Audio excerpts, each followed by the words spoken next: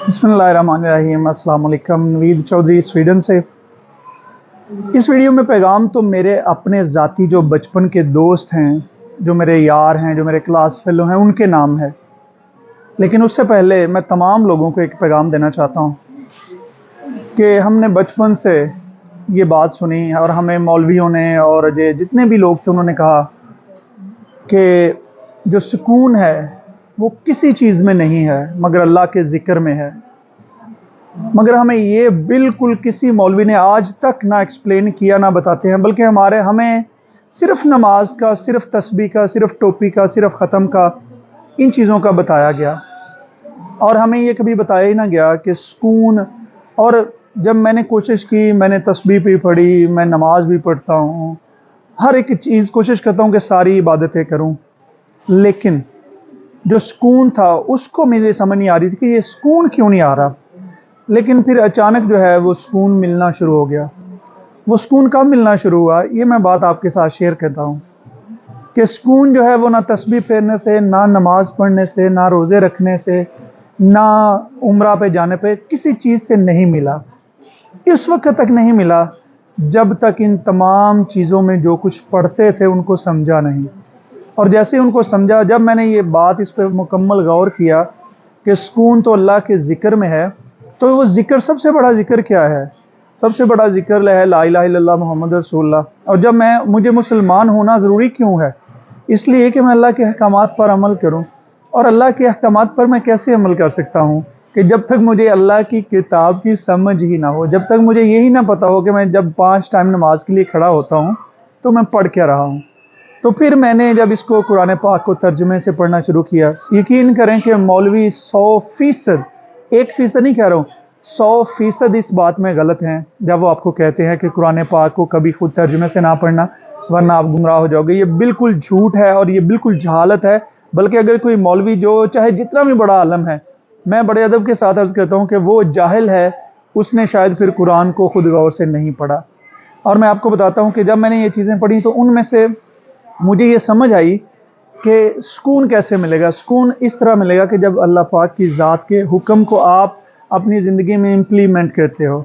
सिर्फ़ तस्बीह करने से या नमाज़ पढ़ने से सुकून नहीं मिलता, लेकिन नमाज में आप जो पढ़ते हो या तस्बीह में आप जो पढ़ते हो, जो मांग रहे हो, उसको अपनी ज़िंदगी में आपने, जैसे मैं अगर कहता हूँ कि या अल्लाह, नमाज में जब मैं कहता हूँ कि इहदिना सिरातल मुस्तकीम सिरातल लज़ीना, या अल्लाह कि मुझे सीधा रास्ता दे और उन लोगों का रास्ता जिन पर तूने इनाम किया। और इनाम उसने किस पे किया? जिन्होंने अपने वालिदैन के साथ अच्छा सलूक किया, जिन्होंने रिश्तेदारों के साथ अच्छा सलूक किया, जिनके बारे में नबी पाक सल्लल्लाहु अलैहि वसल्लम ने फरमाया कि हमसायों के साथ अच्छा सलूक करो, बाप के दोस्तों के साथ अच्छा सलूक करो, अपनी खाला को माँ की तरह जो है वो सलूक करो, और अपने बहन भाइयों के साथ बेहतरीन सलूक करो।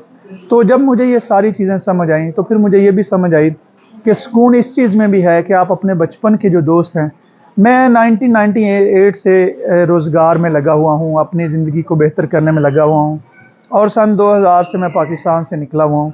तो जो है मुझे ये समझ आई कि मैंने अगर सुकून लेना है, जब भी मुझे सुकून मिला पाकिस्तान में जाके, मुझे जो मेरे बचपन के दोस्त हैं उनसे मिला, तो मैं आज आप तमाम लोगों को एक टिप्स देना चाहता हूँ कि अपने बचपन के दोस्त, अपने बचपन के जो आपके भाई हैं, जो दोस्त हैं, उनसे रब्ता करें। अगर आप सोच रहे हैं कि आपकी ज़िंदगी में सुकून नहीं है, आप इरिटेटेड हैं, आप परेशान हैं, आपको कोई प्रॉब्लम है, आपके पास रिज़्क भी बहुत है, आपके पास काम भी बहुत है, उसके बावजूद आप परेशान हैं, तो मैं आपको छोटा सा मशवरा देता हूँ, अपने बचपन के यारों से रब्ता करें, उन्हें ढूंढें, देखें। आपको सुकून की एक बात बता रहा हूँ कि अल्लाह ताला ने आपको कितनी नेमत, अगर आप देखें कि आपकी अगर जमात में 40 या 50 या 30 लोग थे, उनमें देखें कि वो 30 आज कहाँ पे हैं। अगर आप गौर करेंगे तो उनमें से चंद जो है आपके दोस्त फौत हो चुके होंगे।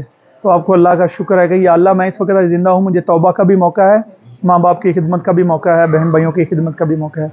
अगर आप उनमें से बड़े गौर से देखेंगे तो आपको नज़र आएगा कि आपके कुछ दोस्त जो हैं वो बीमार हैं, शायद उनको ऐसी बीमारियां लगी हैं कि वो अपाहज हो चुके हैं, या वो बहुत कमज़ोर हो चुके हैं, या वो ज़िंदगी और मौत की कशमकश में हैं। तो आप अल्लाह का शुक्र करेंगे।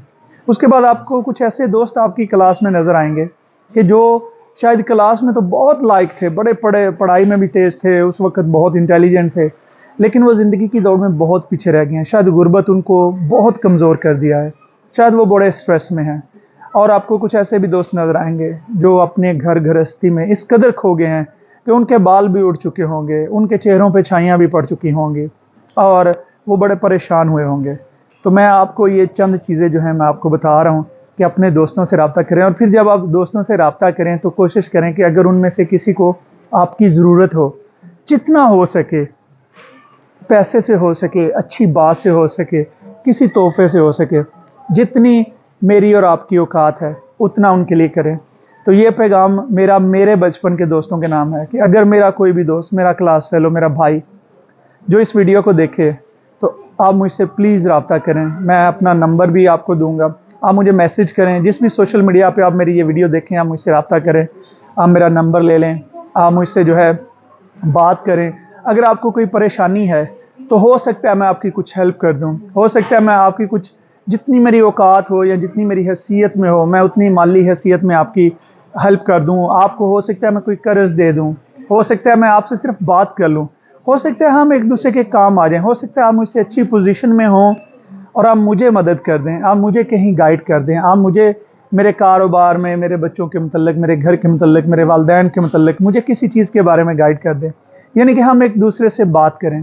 تو یہ پیغام ہے میرا تمام میرے دوستوں، کلاس فیلوز کے لیے کہ پلیز آپ مجھ سے رابطہ کریں، مجھے اپنے نمبر بھیجیں میسیج میں، میرا نمبر لے لیں اور میرے ساتھ ان ٹچ رہیں۔